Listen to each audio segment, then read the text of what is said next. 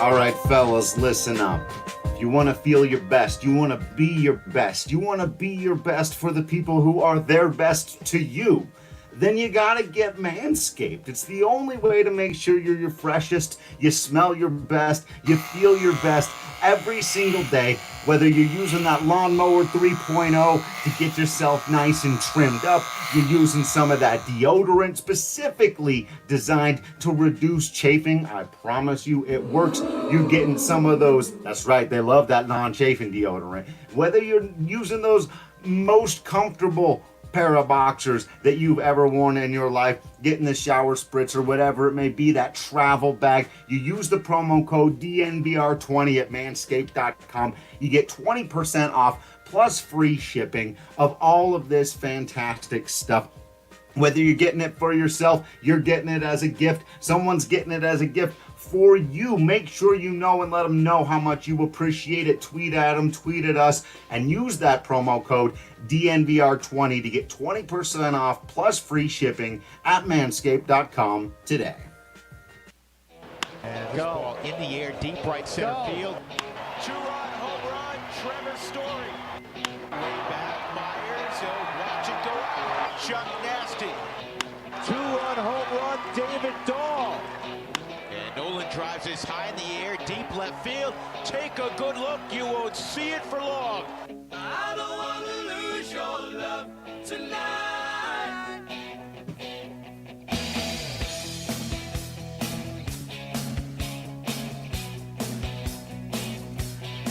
Hey, welcome into the DNVR Rockies podcast presented by Strava Craft Coffee. Remember to use the promo code DNVR20 and you will get 20% off that CBD-infused, deliciously rich, potentially life-altering Strava Craft coffee. It's changed my life. It could change yours. Who am I? Well, I'm your host, Drew Creasman. I am the managing editor of the DNVR Rockies situation. We have got beat writer Patrick Lyons along for the ride, and we're coming at you at a special time on a Sunday evening. If you're watching the live, this podcast will probably be going out Monday morning. But Patrick, it's because we got news.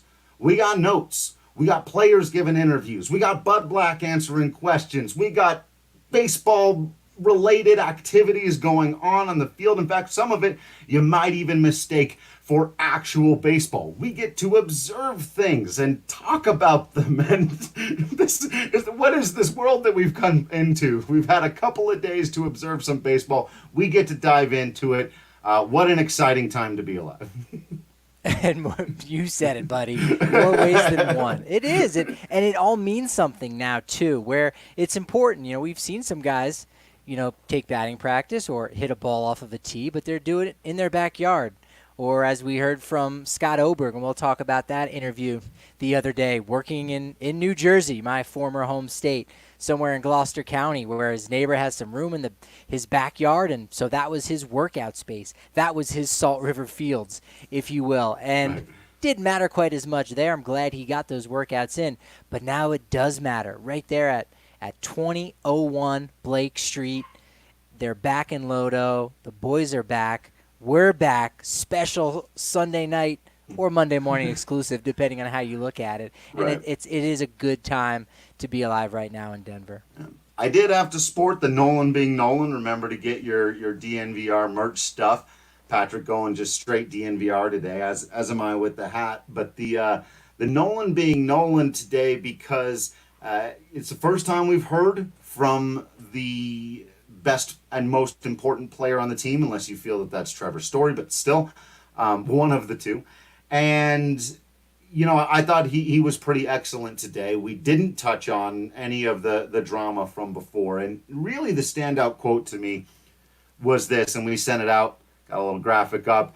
I think it counts, and I want to win, he said, of this 60-game season. I think there's a chance to win a World Series, and that should be the goal. It was just to see him, and really, the defiant way in which he said, I'm here to play.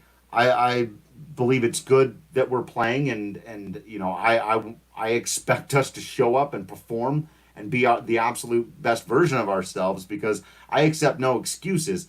I expect us to be good, and it's right there to get it. So no one's going to tell me it doesn't count if we go out and win the World Series. Yeah, it was a very charged, comment, not in any kind of negative way and not an overly emotional way, just definitively that, hey, this season counts. That's what we're all here for. There's no reason to show up if you don't want to win. And if you know anything about Nolan Arenado, he's one of the most competitive people that are out there. He was even asked a question about, his games of wiffle ball with his family. If you've seen any of those seemingly bootleg videos, they're not bootleg. It's just, being filmed on a backfield somewhere in California on someone's phone, live on Instagram. They are competitive, and that's family. So, Nolan's been working his butt off. He can't, he couldn't wait to be back at Coors Field. It was great watching him take some batting practice, field grounders at third base, and ultimately talk about how being at the stadium is better for him and for most of the players in regards to taking their health and safety even more serious. You think the easiest thing is just stay at home, stay quarantined, and you're safest. But, you might need to go out and get groceries. We all do in some form or fashion, right? Well, what are you going to do in those moments? Because you're really out of your element. You're not at home. So he talked about being at the stadium, and one of the common themes is players talking about holding each other accountable. And it's just a good reminder, hey, I'm at the stadium. I got to make sure I sanitize my hands. I got to make sure I'm keeping distance. I got to have my mask on. I'm not spitting. I'm not, giving fives. None of those things. And Nolan feels at home, and he feels like he's in a better and safer condition because of what's going on at Rockies Summer Camp right now. Yeah, I thought those were really interesting comments as well. Not only for him saying like I feel like this is better, but him talking about all of his teammates that he feels like are following the procedures, are doing all of the things properly, how seriously they're taking it. And it does remind you of how health conscious these guys are, that they already are doing a lot of things that most of us normal people don't think about, because their bodies are their primary tool for their job, their work, for feeding their families. And so, yeah, I think that really came through in what he said. And I also thought the other thing that was really important was that he coupled it with no one should be coming in thinking this is going to be totally business like usual, though. It's like that's what guys can't do, is walk around thinking this is going to be my normal routine. You can't have your normal routine. You got to do all the right things so that we can get this done. And you could almost hear him like begging everyone to do everything they need to do so that he gets to play baseball. That was you could just hear it in his voice, like, please, everyone socially distance and wash your hands and wear a mask and do all of the things, because then I get to play a full season of baseball. And you could just tell at the beginning of the first, I think, 10 minutes of the press conference, the theme was, wow, this guy really likes playing baseball. Yeah, this is his church. Going to Coors Field, man, that's where he's trying to get to a much higher ground. And we saw that all weekend for the opening of Rockies Summer Camp, where players were entering in. I'll try to we'll try to paint the picture for you. They were entering in left field where there's that tunnel, and they've got the tarp where it says hit the mitt. Well, that's essentially where their parking lot is, somewhere out in that general area, and they would walk in through that tunnel with left field, the wall wide open, and that's how they would enter into their work rather than through the tunnels of Coors Field. And they all had their masks on, and before they even entered the dugout to go into the clubhouse, there's a hand sanitizer there for them to use. They would go in. When they came out, again, they were all serious, ready to go. They were split up into 3 groups. It would be pitchers going first. It would be kind of the secondary position players next. And then you had the first team starters like Nolan, Story, Garrett Hampson, Sam Hilliard, all in the 3rd group. And when your group was done, that's it. You were gone. And you saw players with that plastic bag of food, right, that was made specifically for them to take home, go eat it there, refuel. And, again, they left with their masks on. And, it was definitely really awesome to see that they were practicing what they preached, and to just a really intense level, because you even had, the clubhouse guy, Tiny, Mike Pontarelli, who was there with his disinfectant and spraying everything down. Each guy has basically their own baseball bag. It was a smaller duffel bag with their equipment in it, and he would go through each one and spray something down to disinfect it, put it back in. They did with the batting donuts and several other things that could potentially have been shared So it made us feel really safe in the press box. And that was a whole other thing, too, is how the PR department has done such a wonderful job in welcoming us in and allowing us to feel safe and say, yeah, we do want to come down to Coors Field every day. Yeah, it's easy to take this layup and say the Rockies communications department is the best in the business because it's also important to what we do that we have a friendly and good relationship with them. They're literally the people that decide. I mean, well, not anymore. Actually, now that I'm in the BBWA, they couldn't decide not to take away my credentials. But in general, these are not people you want to make enemies of, but we've never had any reason why we would need to. I mean, you saw we had 4 or 5 active players and the head of player development on live during a draft. That is only possible because of the Rockies communications department and these Zoom meetings that they're putting together and making Bud Black and Jeff Bridich available to us. In fact, I feel like Jeff Bridich has been more available to us in the last couple of weeks than he was for most of last year. But yeah, they've been doing a phenomenal job in making sure that everyone is feeling safe. I wanted to ask you a little more in depth about that second thing there, Patrick, because that's what Nolan was getting at. It is, I feel like, human nature when you're regimenting everything the way you just described in this group. You have to stay away from me. Human beings, we get energy out of each other. We literally get kinetic energy from each other's presence, and that's why ball players will slap each other in the face and push each other, and why these things go on. And you can't do any of that anymore. And so you would think maybe there would be a lack of intensity. These guys have been at home for a couple of months. I don't know if you saw the picture of the way Pablo Sandoval showed up to Giants camp.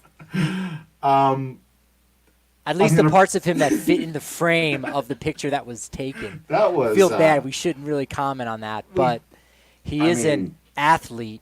You can probably hear the quotation marks if you're just listening to the audio. For all people talk about Jokic and stuff. But I'm going to pretend like I don't know the answer to this question and ask you this. Were the Rockies intense enough these last couple of days? They were. I think they were intense enough. Nolan was one of the guys who talked about just how quick this ramp up needs to be. They need to be in mid-season form, and yet they haven't played game 1 yet. But they, along with the coaching staff, the players too, they want to be ready for game 82. And in fact, if we're playing a 60-game season, it's as if they should have played 102 games already. Let that sink in for a second. They're preparing right now as if they are getting into game number 103 shape. 103. How do you do that? So, a lot of that went into, what happened, before they showed up this weekend. A lot of it, being at home. Trevor Story talked about kind of cutting weight to what he usually is, mid-season at 205, 207. He comes into camp usually a lot, heavier than that, but the weight comes off. Well, okay, he wants to get in his, July shape. So he's down those 10 pounds already. A lot of guys talking about that. And Steve Foster today, the pitching coach, saying how, we're just going to keep him on this routine that they currently have going, this new routine, so that, they are going to be ready to do as much as possible as soon as possible. He called it aggressive, and I don't think it's anything aggressive where we're going to be looking back on this period and wondering, why did Kyle Freeland and Herman Marquez and Peter Lambert and Chichi Gonzalez, these young pitchers, why did they all have Tommy John surgery around the same time? It's not that kind of aggressive, but it is more ambitious than anything. And so, to answer your question, I do really think that they, brought their A game. I saw a couple, grass stains on pants, guys getting dirty, Trevor Story among one of them. So, they need to ratchet it up as quickly as possible. And in only day 2, they did that already. And of course, a near miss that we couldn't get scared about because we all knew it was fine the second it didn't happen. But still, Marquez came up and in on Nolan Arenado, and I thought actually some of his answers about that, his reaction to it, is like, obviously you don't want to take one in the head, but he even was like, hey, I'm glad I saw it out of the hand early. I recognized, I was able to move my feet. I was able to do the thing and get out of there. You can see it if you're watching with us here on the live now. Or just some highlights here, but still. Yeah, this would be Marquez against David Dahl. Okay. Oh, and wasn't Dahl able got to catch him, right? that moment where Yeah. all of the entirety of the state of Colorado and the Rocky Mountain region, gasped some air of a high and tight on Nolan Arenado. It just reminded me, too, of the time that Marquez hit Chris Bryant in the head, and there was a whole, kerfuffle about that, and it was just a reminder to me that, sometimes Marquez loses it up and in. I promise you he wasn't trying to hit Chris Bryant. I promise you he wasn't trying to hit Nolan Arenado, and he didn't. Thank the baseball gods that he didn't hit Nolan Arenado. But those are the kinds of things that can kind of jolt your body a little bit in ways that the other stuff can't. You don't want to do that by design. But every coach or manager in every professional sport will tell you there is no replacement for live practice. Even if it's a scrimmage against your own guys. If he's throwing at full speed, that means Marquez is bringing it at 96, 97 miles an hour. You got to be ready to go at the plate, and that can light a little bit of a fire in a guy like Nolan. He's going to go crazy this year, man. For sure, and he said it was good. I mean, in that moment, not really, because seeing him kind of stammer backwards out of the box and just kind of say, I'm kind of done with that at bat of live pitching, and him and Daniel Murphy, had a little bit of a laugh in that moment. But he said it was good because he talked a little bit about his footwork, what it's like and where he wants it to be, and it showed that he was right there and that he was ready.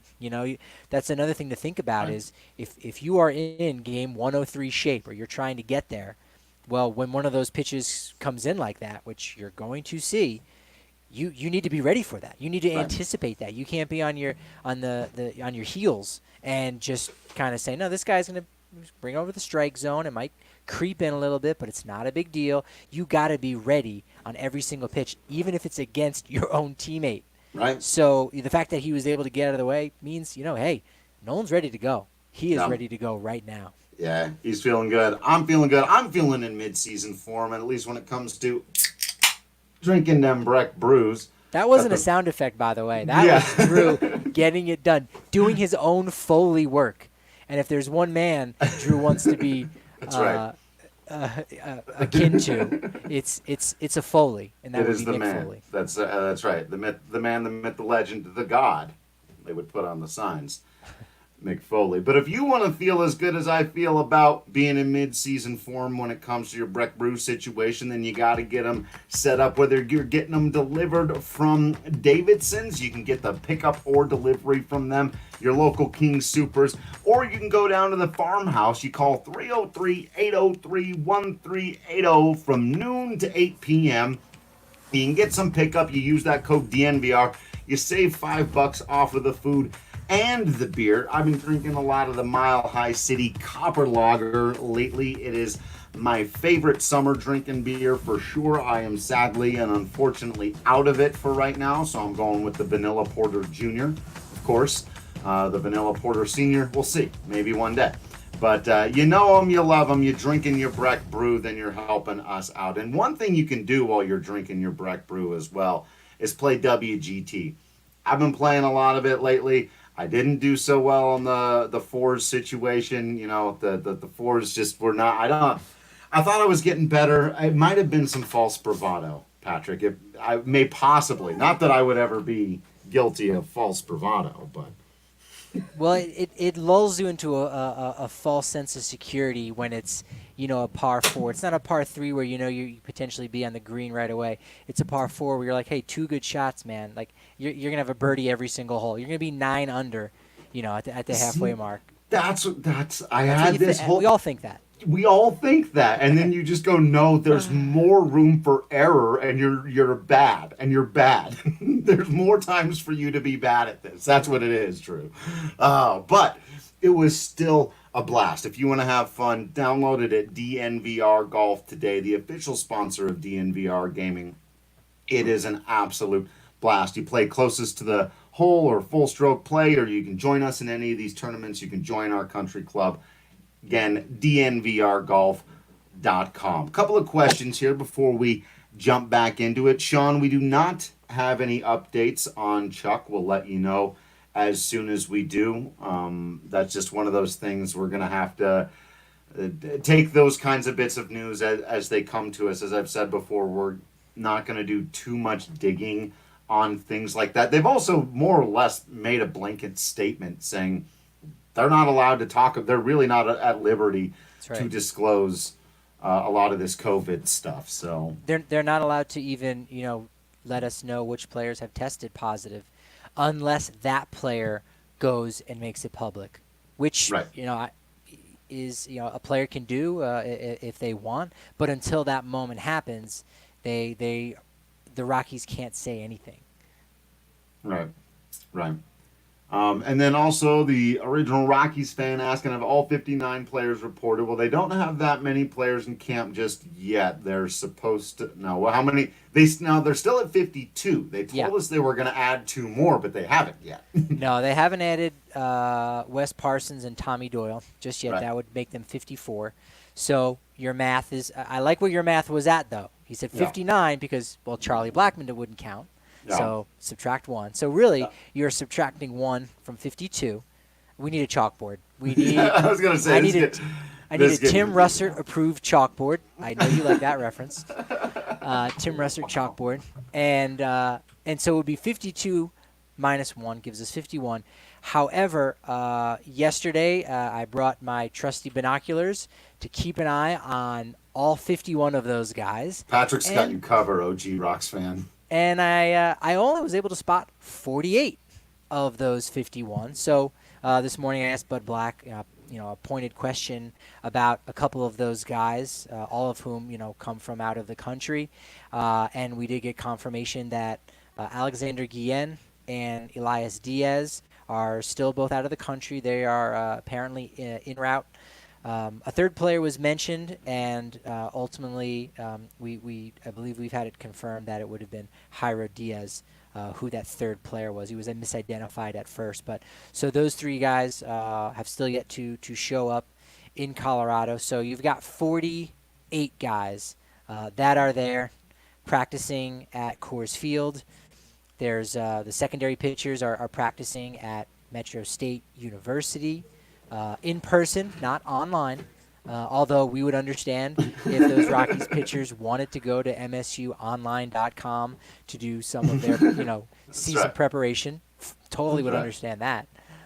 So that's where we stand as far as, who's in town. And so that gives them a lot of room to possibly add more guys. If those players can't come in to America, then that's going to free up 3 more spots. And the Rockies might not even necessarily use those all up by the time opening day rolls around. They might even wait to see where things are going to go up until the trade deadline. And then maybe for the final 3 weeks of the season, Zach Veen and Drew Romo, Michael Toglia, a lot of these guys who were the first-round picks and second-round picks over the last couple drafts, they bring them in for at least a little workout, get familiar. We saw on Saturday, Ryan Rollison made his Coors Field debut, but not in a game. Not very many guys can say that they've made Life is weird. Yeah. You don't make your debut at Coors Field if it's not a game.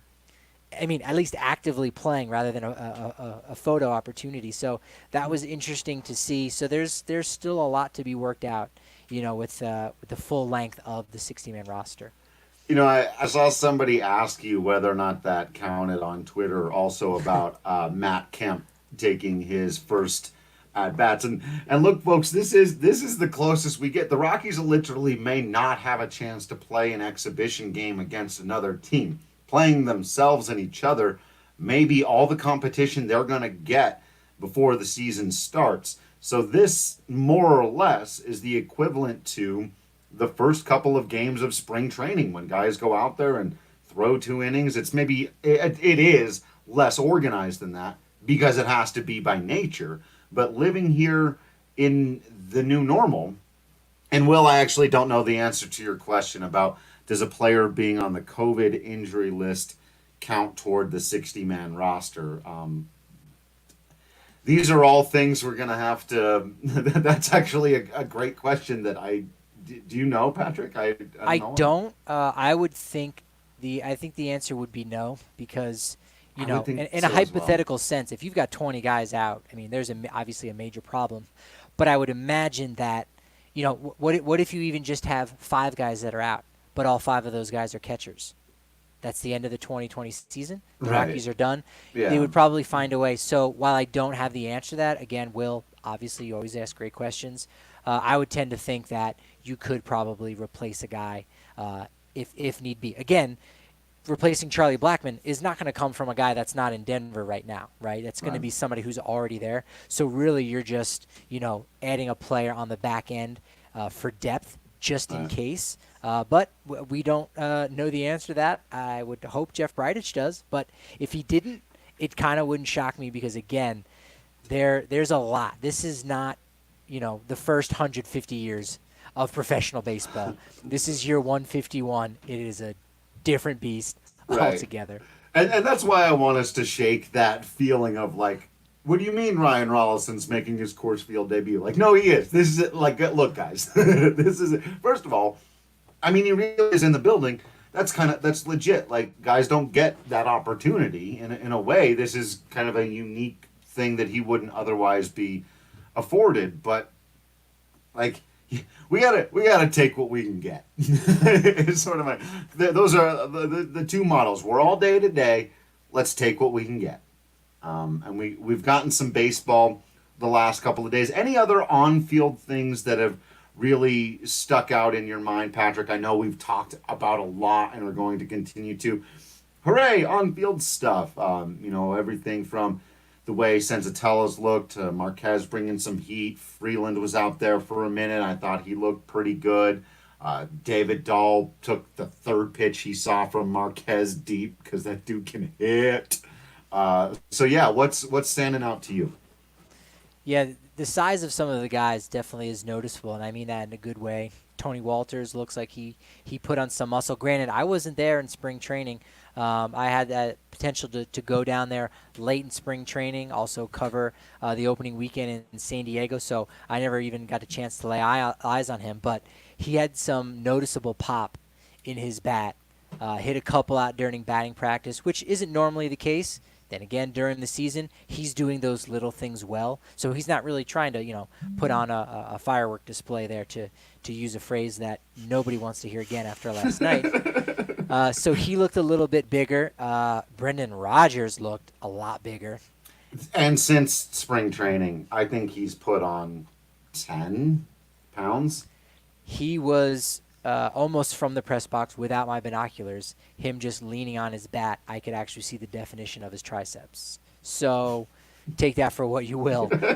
He looks muscular, as you said. Senzatella, trimmed down. Story definitely looked a little slender when we got the chance to speak with him in the video conference. So a lot of guys just looking good, looking ready to go, and going all out like you would see them. It's hard to really know since it's just a practice. Like, hey, is this what practice would look like in July? To me, it looks like they've got a lot of energy, and they should. So it's definitely coming out. Guys are ready to go, and the roster's not set. It's also not a 26-man roster like we thought going into the season. It's now 30, so there's 4 more spots. So now you've got those lower-tier guys like a Ryan Rollison, who we're seeing here now. If you're watching the video live or on our YouTube stream, make sure you like, share, and subscribe to that channel. But I don't know that Rollison's going to find his way, into the rotation in any shape or fashion, or maybe into the back of the bullpen. But shoot, he doesn't have as many guys to leapfrog if there's going to be 30 guys on the roster as opposed to 26. And some of those roster constraints are lifted, and it's not, okay, you can take a maximum of 13 pitchers to start the season. Half of your guys are pitchers. Now that has been lifted. So now you can have a few extra guys, and, hey, you need one out in the 6th inning of a start and against Cody Bellinger. Maybe you bring in Ryan Rollison for that one batter if his spot in the order comes up. I love that. Yeah.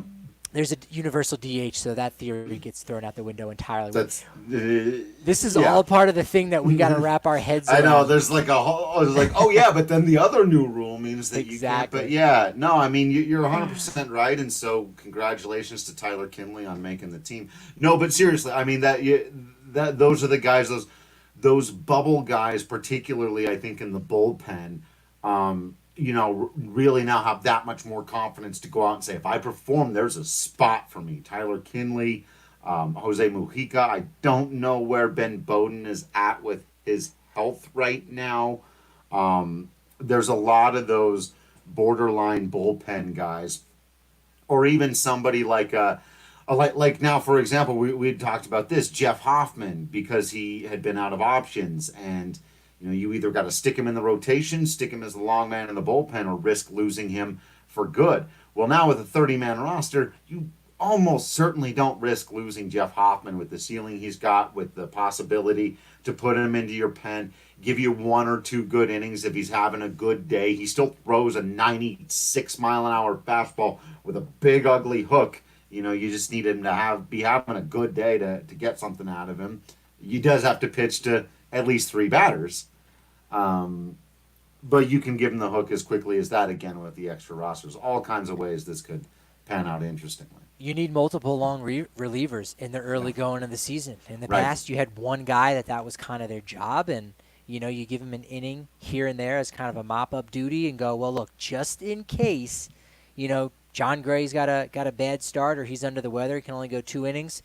Chad Bettis, boom, you're in there. Let's see if you can go, 4 innings or what have you. Chichi Gonzalez, we saw that last year in Los Angeles and absolutely carved up the Dodgers. Right. And one of the best relief performances we've ever seen in franchise history. So now you're going to need 2 of those guys. And that's an opportunity for Jeff Hoffman on a day where he's coming to the ballpark and he's going in there thinking, hey, my buddy Kyle Freeland, he's going to shove today. He wants to go 5 innings in that start here in the early going. And if he doesn't have it, the first time through the lineup, he's done. And now Jeff is in there with his own opportunity, to maybe throw 5 innings, if you will.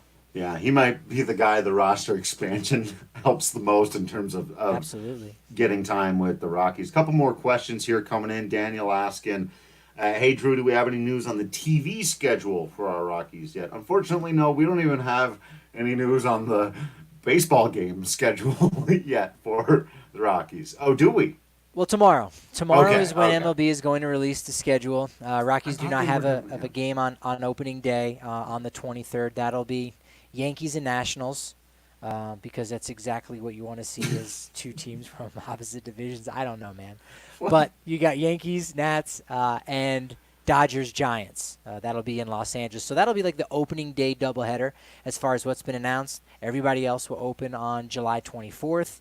And we'll get that schedule tomorrow. From everything that we've heard from some folks in the organization, the schedule is going to be pretty similar with evening games. I said on Twitter to someone who asked about what the schedule could look like, and baseball has an opportunity to do something different and have games throughout the day. The NBA is doing that, of course, with their model and the bubble down in Orlando, and the Nuggets have games at 11 a.m. Mountain Standard Time. If you've got work, that stinks. Or you're going to have a very long lunch break. Or if you're off, man, you got basketball all day. So baseball could do that too, but Yeah. I think a lot of the TV stations in the various markets, they're going to want to know we need this in the evening because this is when everyone is home. This is when people are more likely to watch something. So let's keep it simple, stupid. 6:40 start times, So we'll see if that really is the case. I would like to see something different, but we just don't know yet. We should find out in the next 24 hours. And I do think, I can't remember if I've said this on the podcast before or not, I want to do something we've never done before and will hopefully never have to do again, and that's a schedule release show, because normally in baseball that would be an absurd thing to do. But I want to get our football people on, because they're used to going through an entire season before it even happens, and doing that.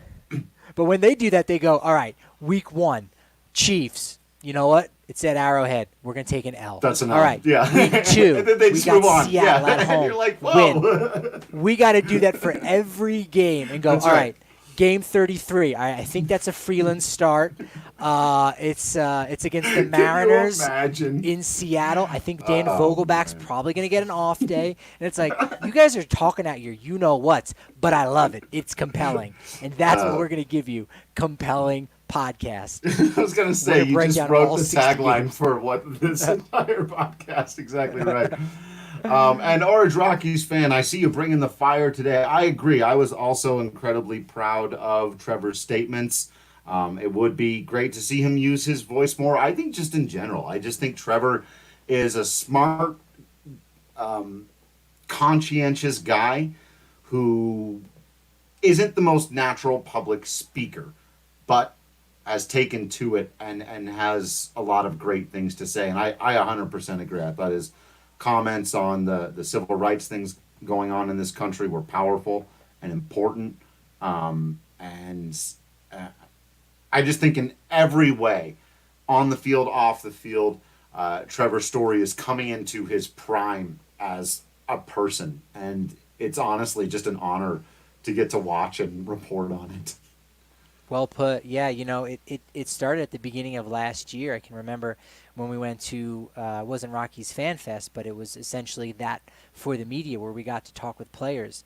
And for a guy that had only 3 years in the league and had been making league minimum, he talked about stepping up and being more vocal, especially with DJ LeMahieu having left the organization. And young guys like Brendan Rodgers and Garrett Hampson and Ryan McMahon now at the Keystone spot. So he talked last year about, I got to step up. I got to be more vocal, kind of almost taking a page out of Nolan's book in a way.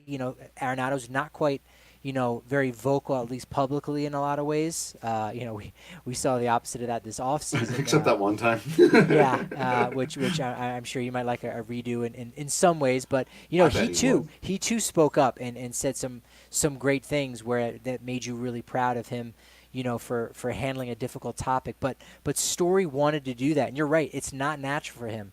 But I think he really enjoys, working on that. And for him to, you're right, original Rockies fan, taking that opportunity to say something and talking about his background in Irving, Texas, and how it was diverse and kind of really understanding what the plight is of people that, are treated differently. And we all just want to be treated the same no matter what we look like, no matter what we sound like, no matter what we believe in. I mean, that's America, isn't it? That's how this country was founded. So I was also very proud. There's a lot to be proud about if you're a Rockies fan right now. This might even be a culmination. That could be a topic for several shows. Like, there's almost never been a better time to be a Rockies fan, at least nationally. Sure, that last year was a disappointment, but still, playoffs 2 out of 3 seasons. 2 of the best players on the left side of the infield in the entire game. You got a guy going to the Hall of Fame, your first one in your organization, and you have Ian Desmond, you have Nolan Arenado, Trevor Story making these statements on a national level and really making you proud to say, yeah, I love these guys as players, but man, as human beings, they're even better. Yeah, they've really, well, damn it, Patrick, they've stepped up to the plate. Love it. Even the analogies we have. Original Rockies fan, I'm going to let you get us back on the diamond too, because this is a fantastic question, Patrick. If we don't get to scrimmage against another team, who does it hurt more in the ramp up? The hitters, the pitchers? I have an answer to this, but I want yours. Yeah. All right. I think it would be the hitters. Seeing live pitching is so much different. Oh, you don't agree? I think we disagree on this. I want to hear your answer. Let's go. Falls count right here. Right. Let's go. Ring the bell. Oh, wow. We got to get a wrestling bell, dude. Yes. Ding, ding, ding. Sound effects. Love it. That's my department. But yes, fault. If there is, no exhibition games, which teams can play up to 3, it's going to be incredibly hard. Maybe if Colorado opens the season, let's say in Seattle, right, as their natural rival, quote unquote, they might play 2 or 3 games in Seattle before the season starts and then just start their season there. That might just be how it goes. So who, benefits the least, or who's hurt the most by not having, by only having those 3 exhibition games? I think it would be the hitters, because the ability to see live pitching and to be able to adjust on that and to be able to catch up to the hitting, I think is something that, you see that a lot early in the season. You know, a lot of pitchers, they're still figuring their stuff out too, no doubt. It's colder out in the season, but I think the pitchers are going to be able to adjust a little bit. And, you know, with there being more interleague games, at least a larger percentage of games as interleague, it's going to benefit the pitchers. You know, LeMahieu was a guy who said, who he blew me away when he said, no, I'd rather face Clayton Kershaw than somebody I've never faced again, because I know what Kershaw's going to do. Right. I can kind of close my eyes, or at least maybe open the third eye in my forehead and see myself doing damage to Kershaw, you know, on a hanging curveball and going the opposite way, whatever it is. He can see that, whereas against somebody that he's never faced before, it's really hard to do that. So in that way, I feel like it would hurt the pitchers, and, you know, but that might be a better thing. That might, if I'm right, that's going to benefit the Rockies, because I think their hitters will adjust, and you want the advantage, at least in the early going, to go to the pitchers if you're a Colorado fan. Drew, what say you? Yeah, you know what's funny? I buy all of that, and it is almost always the case, like you said early on, that the hitting has to catch up to the pitching, being able to throw a ball 97 miles an hour and break off good stuff. Usually what the pitchers are working on early on, like you said, is like consistency. The human eyeball seeing something moving toward them at 97 miles, it's just not natural. It just takes a minute to get used to it. And there's no way to make up for it. So I see what you're saying. Here was my thought was about the mentality of it. Your mentality as a hitter right now is, I feel like, more or less the same as your mentality at any other time. If I'm a pitcher throwing to my own guys, I might make different pitch selections. I might not. I don't want to be the guy that beans my own guy in the head, that has the Harman Marquez versus Nolan Arenado situation, but goes the other way, that gets somebody hurt, that comes inside too harsh.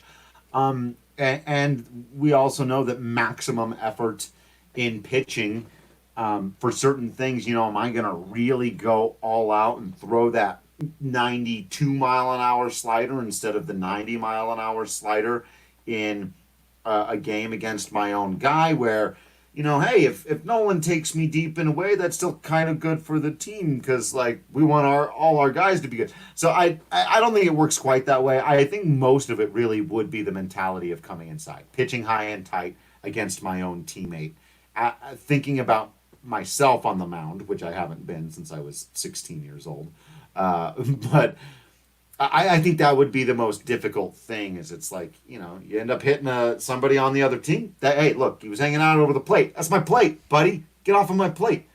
You know, you hit your own guy and you crack a rib, you know, that's a big deal. So I could see just mentally that struggle being more difficult. But I don't know. That's why I thought that was a great question, because I don't think there's an obvious answer to it.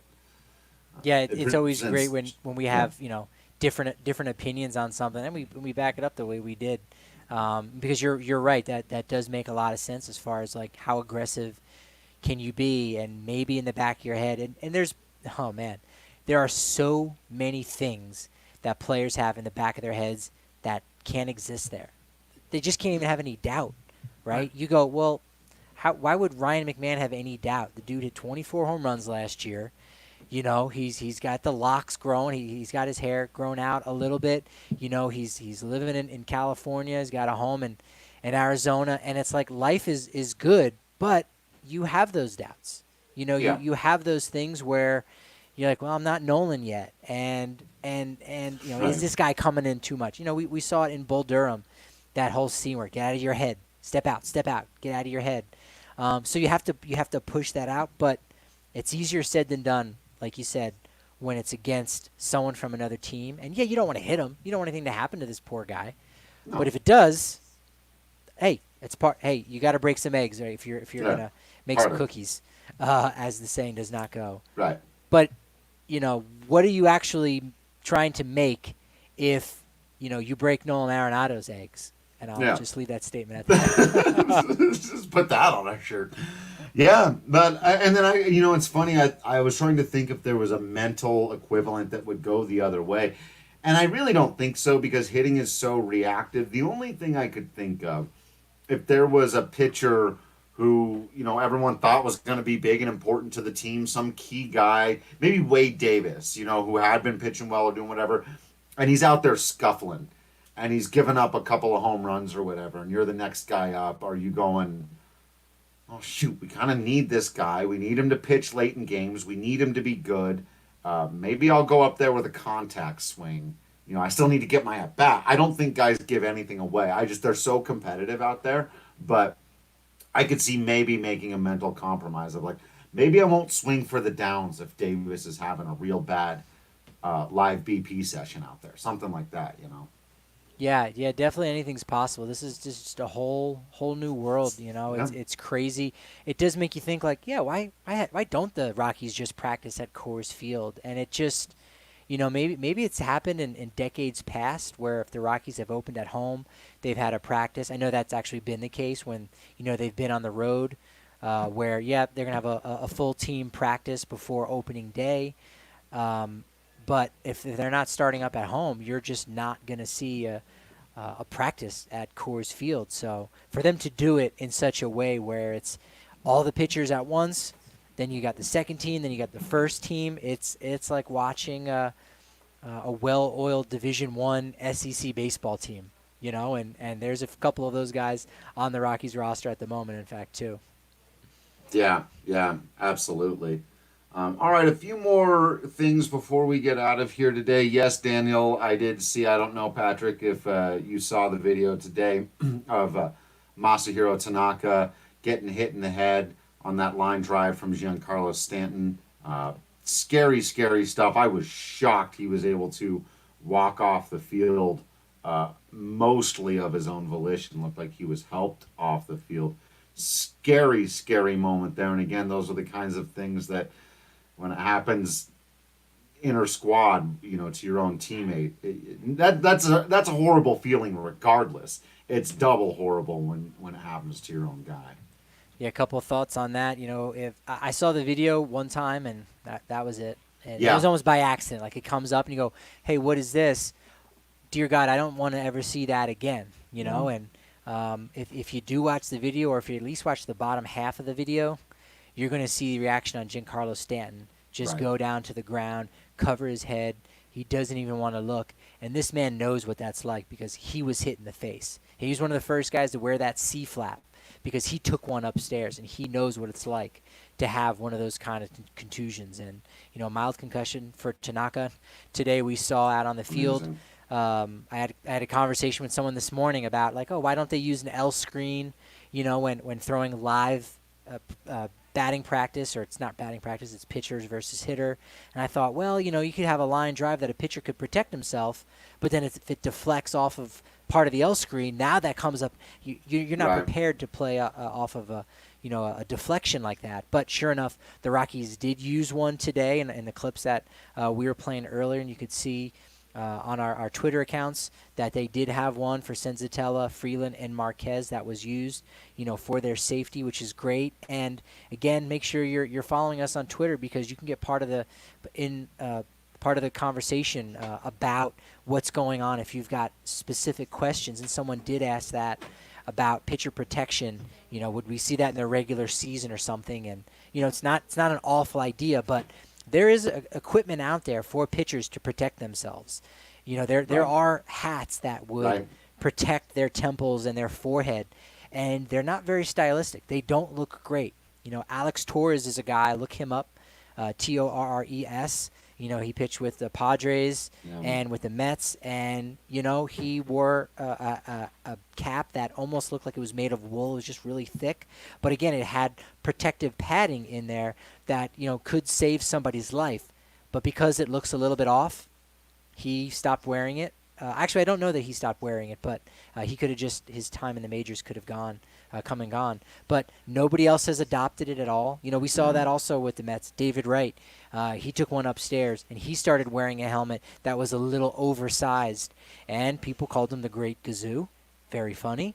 But what's not funny is he didn't stick with it, and nobody wears that extra padding on their head for protective gear because it doesn't look cool, even though it could save somebody's life. It hasn't saved anyone's life yet, at least in the major leagues. But it's disappointing that, in this time where we talk about health and safety and prevention of COVID-19, the simple safety precautions that could be taken in our sport of baseball, are right there before us. And if adopted by major leaguers, it could certainly help save the lives of people in the lower levels of the game as well.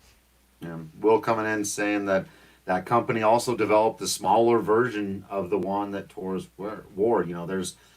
There's efforts being made to get it. Every time something like this happens, I almost have a complete breakdown as a baseball person, and just go, okay, there's got to be something we can do. And I feel like there are people out there who are doing something. I'd like to see more of an effort by Major League Baseball to get their players to adopt it for their own benefit and to do what they can to get rid of the stigmas against it, like you've just described, because, it shouldn't take somebody dying out there for us to make the change. Sadly, it did when it came to first and third base coaches wearing protective helmets.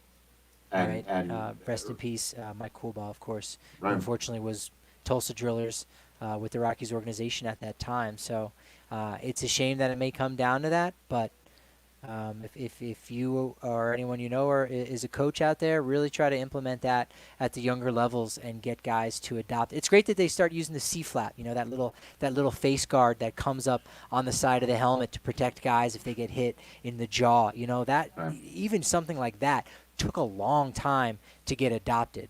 And so kudos for the guys that were the early adapters for that. Yeah. We've got one more question from Will here that I think is just an absolute doozy. You guys are bringing just really stellar questions today. But Patrick, were there any other observations from these first couple of days of summer camp? Doesn't it feel like a kid all over again? It's very eerie how quiet it is in the ballpark. Yeah. I'll say that. Yeah. They have been playing some music, during batting practice. Not terribly loud. Ultimately, they don't need to because there are no fans People filling talking that sound. Right. Yeah. So, they've got music. They've been playing a lot of 90s hip-hop, which has been good. That was music that I listened to when I was much younger. So that's been good. So there's been that positive vibe. But, yeah, it's strange with no fans and nobody around the ballpark, Drew, we know what it's like to go to the ballpark on game day, even on a Sunday morning, at 10 a.m. when we're allowed in for one of those day games after a night game, and you're dead tired, and it's still quiet, but every minute that goes by, Lodo's going to start getting busier. The milk market is starting to get packed. People are going out for brunch. They're waking up. They're rolling into the ballpark, and before you know it, by 11 a.m., 11:30. It's the place to be, and right now it's not. So those are kind of the things that stand out for the first 2 days of Rockies Summer Camp. Yeah, eerie to be sure, and I don't know about the phrase "the new normal." It's something we've all. I don't know. I keep going back and forth trying to sell myself on that, but something we've got to get used to. How about that? All right, this is some great stuff here. Will has done some research for us and apparently trying to help out DraftKings Sportsbook a little bit because he wants to know which of these prorated MLB single season records could be broken over 60 games. So home runs, 28, RBI, 71, hits, 84, pitcher wins, 23. No. It's impossible. that might actually be impossible. Strikeouts 142 and saves 23. Strikeouts, it'll be impossible just because innings are going to be so limited in the early going. Pitcher wins, of course. Pitcher wins, not going to happen. It won't happen. Guys won't even get 23 starts. Right. So it'll really just come down to, and I don't even think hits is going to be a possibility. That was the one I was thinking maybe someone gets hot on a stretch because no one's going to hit 28 home runs in 60 games. Someone did that before. I assume that's the Sammy Sosa. Well, no, I would imagine this is Will just kind of taking 37% of single season totals. Just of the okay, like 37% of Hack Okay. Wilson's 191 RBI would be 71. Would be prorated too. So Okay. hits would be a maybe, but I would think, again, because we're talking about 60 games in 66 days, it's going to be really hard to play, every single game, especially, when we're looking at, this shortened spring training period. So home run seems pretty hard too. We saw, it was a big deal if a guy could get to 30 home runs by the end of June at one point. So, gosh, I don't know which one from that group to pick. I guess it would probably would have to be hits now that I think about it. RBI or hits. Okay, so let me make the case for RBI for a minute. You were talking earlier about pitchers potentially lagging behind. Guys aren't going to be able to go as deep. We're going to see more middle relievers. We were talking earlier about how that might, for the Rockies, mean more Jeff Hoffman. If that means more innings for every team's Jeff Hoffman, and there's a up and we all know what the Jeff Hoffman experience has been so far. Some of it's up, some of it's down.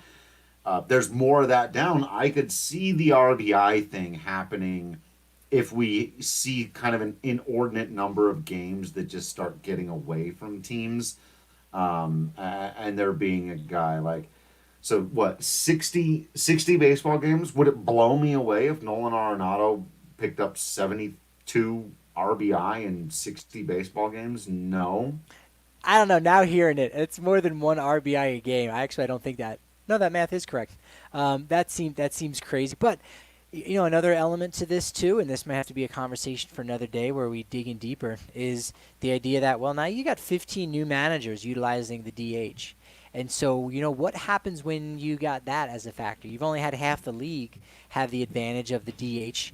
That means increased RBI because now the pitcher's not hitting. And you also have guys having more off days if they need it. So Nolan Arenado is a guy where, hey, look, Nolan, we're going to have McMahon at third base today. Take it easy. You got you in there as a DH. And, maybe he just locks in on something. And again, he gets an extra, day to play without having an off day. And again, all these things. So it undoubtedly has to favor a hitting record, if you will, a prorated record. That'll be fun to try to write about. Like, so-and-so breaks the prorated record. What the heck does that mean? What? Is Barry Bonds the home run king? Yeah, he kind of is, unfortunately. But we can dot the I in king with an asterisk. That's fine. Do that if you want. That's going to be really interesting. But yeah, I'm with you. It's going to have to be the hitting records in general that guys are going after. I think that's where you're going. Even the sprint versus marathon nature of this upcoming season, I think, is going to lend itself better to hitters. Like, pitchers can only sprint so much to begin with. Your arm's going to fall off. Where hitters, they might be saying, hey, I don't want to go all out swinging, every time today because I do that 3 days in a row. Day 4, I'm going to be exhausted. And guys go, oh, day 4, I'll just DH, or whatever. And again, with pitchers not, being able to go a lot in the early going, we know that that's common in April, but now that makes up so much more of the season. And when those guys are not doing what they need to do, managers, they need to be more aggressive, right? Each game is worth 2.7 wins. So you're going to have a lot more quicker triggers and say, hey, this guy, we're going to have to give him a shot, see if he's got it. Let's see, this guy didn't do it last night. We're not going to put him in there again. They're going to have to work more guys out. So now you're looking at the 10th, 11th, 12th guy in a bullpen, guys who are, frankly, AAA caliber, quadruple A, maybe even double A, depending on how poor a team is. So now you're doing that much more damage. Again, I think that would certainly favor the hitters in this shortened 2020 season. Yeah, it's going to be absolutely interesting. Guys, these were great questions. Keep bringing this kind of stuff. These are the kinds of things we need to think about and rethink as we come into a unique season. Any more that you have coming our way? Anything you want to know what we've been observing as we're down there at the ballpark? I know it's got to be weird and different for all of you at home. These are not normal spring training games. We're basically out there watching them practice for you. So let us know what you will want us to be on the lookout for. Any of it, just any and all of it, so that we can make sure that we're having all the conversations that we can around this remarkably strange thing that we are all doing. Thank you so much for joining us. Make sure that you're following us on the social media at Drew Creasman, at Patrick D. Lyons, of course, at DNVR_Rockies. Again, hit up the merch store. We got all kinds of cool stuff. It's time to get it back out there and represent DNVR. Nolan being Nolan. Just the regular flag cap. I love the flag cap, man. That's the clean one. That's the clean one. That's that good. That real good. And of course the mask. You want to represent, but you also want to be safe. You get that DNVR mask. Everyone, thank you to this. Be well to each other. Be safe out there. Continue to be absolutely awesome. We will continue to be absolutely Patrick Lyons and Drew Creasman. And until next, we'll see you at the ballpark.